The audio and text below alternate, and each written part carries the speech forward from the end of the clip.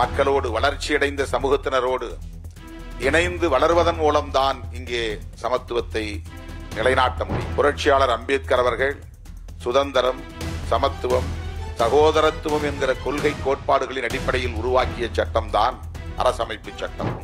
சனாதனத்தை வேறறுப்போம், சமத்துவத்தை வென்றெடுப்போம். உங்கள் அனைவருக்கும் என்னுடைய பணிவார்ந்த வணக்கத்தை தெரிவித்துக் கொள்கிறேன்.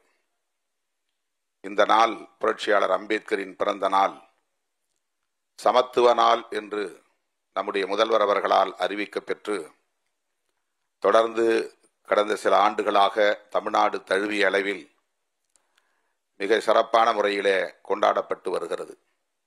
இந்தியாவிலேயே புரட்சியாளர் அம்பேத்கர் அவர்களின் பிறந்த நாளை சமத்துவ நாள் என்று அறிவித்த பெருமை தமிழ்நாடு முதலமைச்சர் அவர்களையே சாரும்.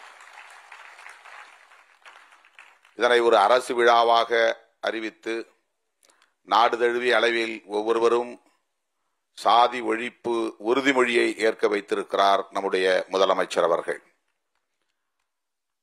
முத்தமிழறிஞர் கலைஞர் அவர்களின் கனவை நனவாக்கக்கூடிய வகையில் பகுத்தறிவு பகலவன் தந்தை பெரியார், புரட்சியாளர் அம்பேத்கர் ஆகிய மாமனிதர்களின் கொள்கை வழியில் இன்றைக்கு இந்தியாவுக்கே வழிகாட்டக்கூடிய ஒரு தலைவராக நம்முடைய மாண்புமிகு முதலமைச்சர் அவர்கள் இத்தகைய அரும்பணிகளை ஆற்றி வருகிறார்.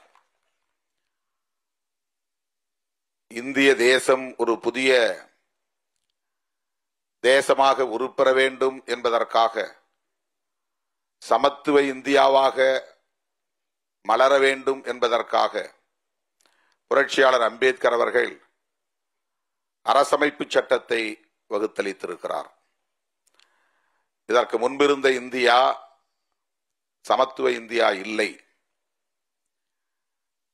சமத்துவம் இல்லாத ஒரு இந்தியாவாக, பாகுபாடுகள் மலிந்த ஒரு இந்தியாவாக, ஆண் பெண் ஆகியோருக்கு இடையிலான பாகுபாடுகள், சாதியின் அடிப்படையிலான பாகுபாடுகள், மதத்தின் அடிப்படையிலான பாகுபாடுகள், பிறப்பின் அடிப்படையில் உயர்வு தாழ்வு என்கிற இந்த பாகுபாடுகளை கலைந்து பாகுபாடுகளற்ற ஒரு தேசத்தை கட்டமைக்க வேண்டும் என்று புரட்சியாளர் அம்பேத்கர் அவர்கள் கனவு கண்டார். அந்த கனவை நனவாக்குவதற்கான ஒரு ஆயுதமாகத்தான் நம்மிடத்திலே அரசமைப்பு சட்டத்தை வகுத்தளித்திருக்கிறார்.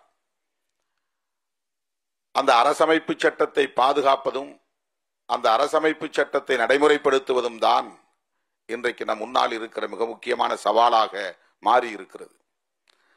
அப்படி அந்த அரசமைப்பு சட்டத்தை பாதுகாக்கும் களத்தில், அதனை நடைமுறைப்படுத்தும் செயற்தளத்தில் இன்றைக்கு ஒரு முன்னோடி முதல்வராக இருப்பவர் தமிழ்நாடு முதலமைச்சர் அண்ணன் தளபதி ஸ்டாலின் அவர்கள். எல்லா நிலைகளிலும் இன்றைக்கு பிற மாநிலங்களுக்கு வழிகாட்டக்கூடிய தலைவராக உயர்ந்து நிற்கிறார்.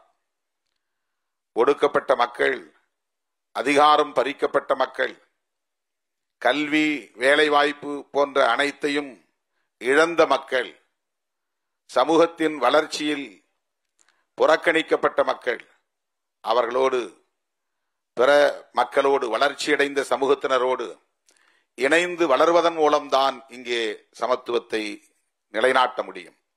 இன்க்ளூசிவ்னஸ், ஒருங்கிணைந்த வளர்ச்சி. ஒரு தரப்பார் அதிகாரம் பெறுவதும், கல்வி வேலைவாய்ப்பை பெறுவதும், உழைக்கிற தரப்பினர் அதற்கான வாய்ப்பில்லாமல் தவிப்பதும் என்கிற நிலையில் நாடு ஒருங்கிணைந்த வளர்ச்சியை பெற முடியாது, சமத்துவத்தையும் அடைய முடியாது என்பதையெல்லாம் கருத்தில் கொண்டு புரட்சியாளர் அம்பேத்கர் அவர்கள் சுதந்திரம், சமத்துவம், சகோதரத்துவம் என்கிற கொள்கை கோட்பாடுகளின் அடிப்படையில் உருவாக்கிய சட்டம்தான் அரசமைப்பு சட்டம். The preamble of the Constitution. இன்றைக்கு பிரகாஷ் அம்பேத்கர் அவர்களுக்கு முதலமைச்சர் அவர்கள் பரிசாக வழங்கி இருப்பது அரசமைப்பு சட்டத்தின் முகப்புரை. அந்த முகப்புரை என்பது புதிய இந்தியாவுக்கான ஒரு கோட்பாடு. அதுதான் மேனிஃபெஸ்டோ ஆஃப் மாடர்ன் இந்தியா. அதனை நடைமுறைப்படுத்துவதுதான் இன்றைக்கு நம் முன்னால் இருக்கிற சவால்.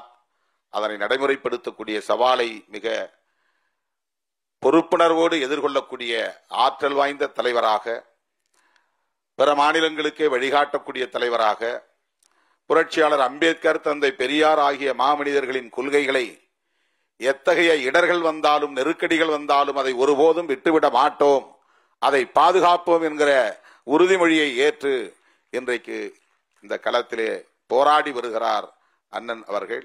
அவருக்கு விடுதலை சிறுத்தைகள் உள்ளிட்ட ஒடுக்கப்பட்ட மக்களுக்கு போராடக்கூடிய அனைவரும் உற்ற துணையாக இருப்போம், சனாதனத்தை வேறறுப்போம், சமத்துவத்தை வென்றெடுப்போம் என்று சொல்லி வாய்ப்புக்கு நன்றி கூறி முடிக்கிறேன். நன்றி, வணக்கம்.